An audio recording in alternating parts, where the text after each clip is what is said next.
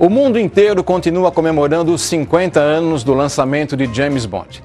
E não é à toa, né? Afinal, a saga 007 revolucionou o cinema, os costumes, a moda e até a comédia. É verdade, após o lançamento do primeiro filme da série, surgiram várias e várias sátiras e paródias ao famoso espião. Uma delas, protagonizada pelo ator inglês Rowan Atkinson, mais conhecido como Mr. Bean.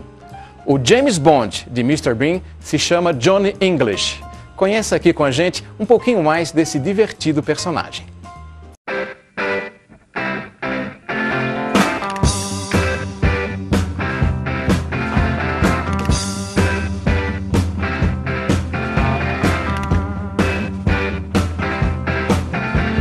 The Johnny English project started around 1995, 1996, which was the last year in which I did a series of commercials for a credit card company. This man has a serious case of snakebite and there's only one thing that's going to save him. I'm going to have to locate the wound and suck out the poison. The commercials themselves always felt like mini movies. They had the production values that just felt very movie-like. I'm not sure I've got there. So we thought, well, why not, take a mini movie and make it into a maxi movie.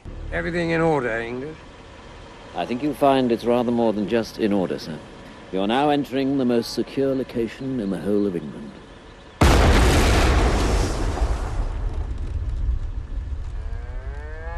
He obviously enjoys greatly being the top agent, and he milks it for all it's worth. He thinks that if he's got the suit and the Aston Martin, that he also deserves to have the most beautiful girl in the room. So, sure enough, he spots her, and it's with this attitude that he accosts her. Well, hello. Hello yourself. Johnny English. Lorna Campbell. Okay, cut. The first time that Lorna and Johnny meet is in the jewel room, and she's very icy with him, which is quite funny. And he's doing the big, how are you? And that was quite a funny scene to start off with. She's a very strong, confident, independent woman.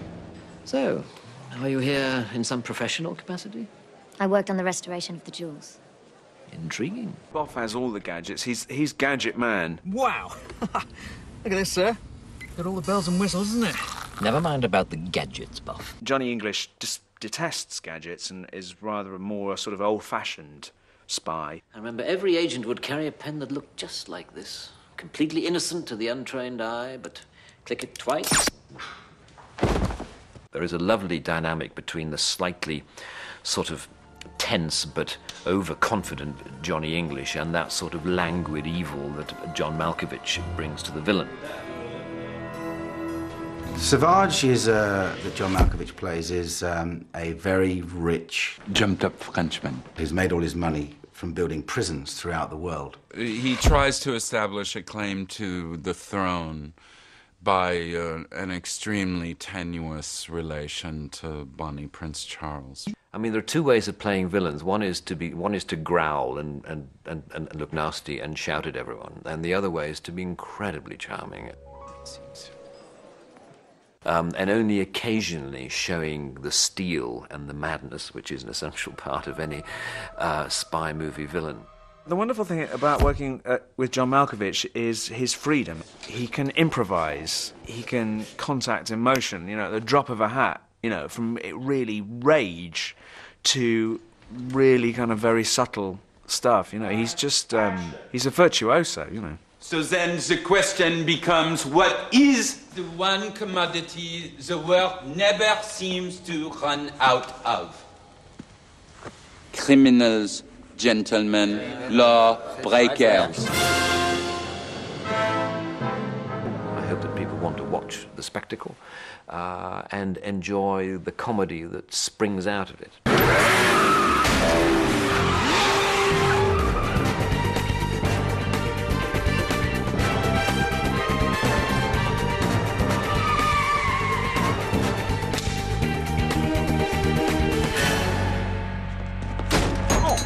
Just be a minute.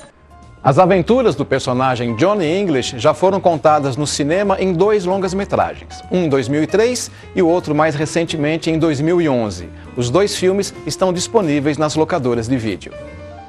E quem também comemora os seus 50 anos agora em 2012 é o ator Mathew Broderick. E nós, aqui do Cine Mundi, vamos fazer uma homenagem muito especial para ele.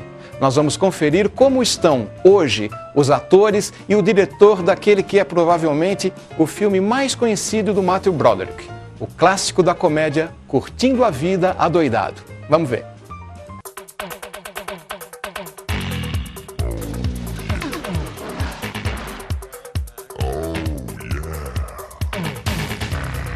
I got the script. It was just a normal. It got sent to me. I was doing Biloxi Blues on Broadway at the time, and I was a little bit concerned about, you know, was I doing this, repeating myself too much? It was only, I mean, I'd only been an actor for 5 years or 4 years, but I was, if I had any hesitation, it was that, was I being typecast or something? You know, I had played sort of this charming Neil Simon character, but it was really so different. You know, just at that time in my career, I just remember being very concerned about trying to do a variety of things, and that might have caused me some pause. But I basically read it and thought it was just amazingly original and hilarious, and I was just thrilled to be asked. I had done Brighton Beach Memoirs, which was a character that talked to the audience, and so did the character in Biloxi Blues. So then when I got this script, it was kind of another character who talked to the audience. In fact, I thought, oh, wow, is this going to be what I do from now on? It seemed like every part I did, I broke the fourth wall. Never had one lesson. But it was very different. It was the first kind of contemporary comic role I had gotten.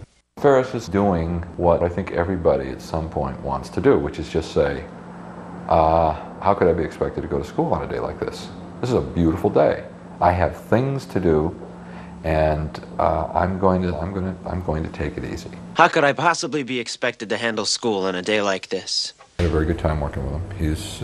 He's very accomplished. You know, he's a mature actor. I mean, he's got everything in place, and he does a number of different things. If you're not over here in 15 minutes, you can find a new best friend.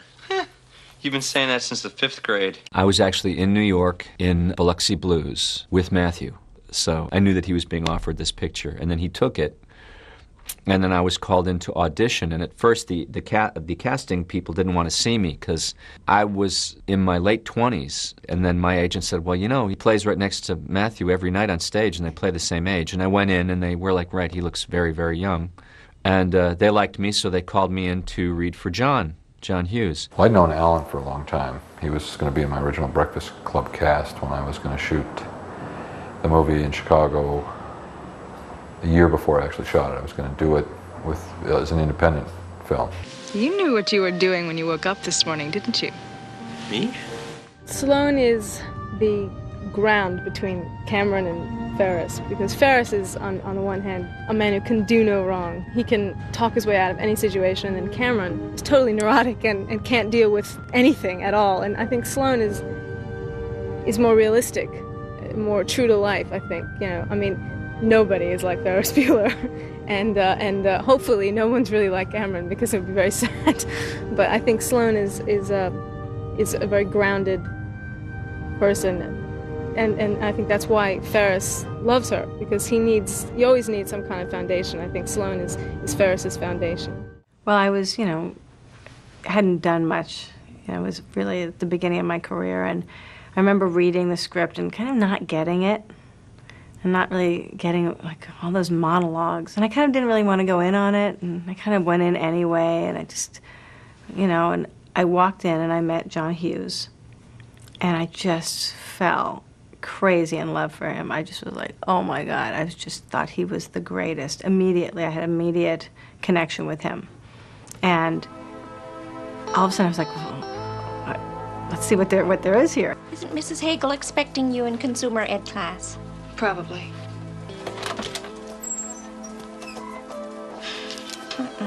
What a little asshole. Well, Jeffrey is kind of the star of that movie in a way. I mean, he's the other side of all the fun that we're having. You know, he has a way with a kind of pretentious principal who thinks he thinks things in his life and his job and his secretary are very important. Ed was pretty much of a paper tiger.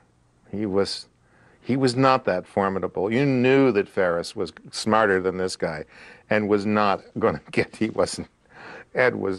there was only one brief moment when it looked like Ed was going to get it, and he was so happy because he was going to win.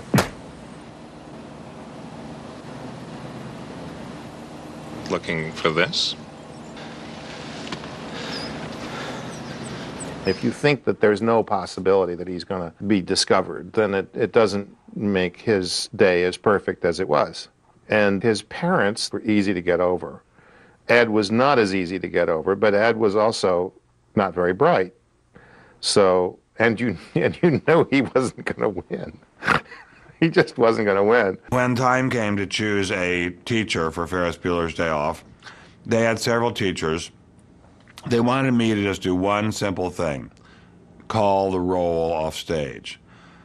Adams, Adamley, Adamowski, Bueller. And the studio extras, who were students, laughed so hard, and all the crew laughed so hard, that John Hughes called Michael Jennings aside, and they had a hurried conference, and they said, we're going to put you on camera. We'd like you to improvise a scene of subject you really know well, and just do a scene, and just, we're not going to write anything, you just improvise it. We're going to set up a scene of a classroom. So I thought, well, what do I know really well? And I thought, well, let's see, I know really a lot about the Great Depression, so I'll teach about the Great Depression. To alleviate the effects of the, anyone? The Great Depression. So I just improvised that scene on camera. And we just did it all in one take. I did it all out of my head. There was not one word written. And everybody laughed and laughed and laughed and applauded. They did something I've never seen before on any set, which is they formed a semicircle around the camera and the sound people. And when I was done, they applauded. I don't know why it holds up. You know, it's just one of those things that works good. And it must have, it struck some chord that it still does. And I don't really know why, but I'm certainly very pleased that it does. When I die, which I feel will be soon, I'm sure that it's going to have a picture of me, and above it it'll say Bueller. And the fact that I went to Yale Law School, the fact that I was a columnist for the Wall Street Journal, columnist for the New York Times, wrote 30 books, that'll all be washed away. It'll just be Bueller, and it'll be an incredible thing. It'll be fine. In fact, I've said to my wife repeatedly, I just want on my gravestone, he loved dogs and Bueller. Curtindo a Vida, Adoidado é um filme de 1986, mas até hoje continua fazendo muito sucesso entre os públicos de todas as idades. Mesmo porque, né, o que é bom não tem idade. O diretor Martin Scorsese, por exemplo, foi buscar inspiração no início do século XX para fazer um dos seus melhores filmes. Mas isso a gente vê depois do intervalo.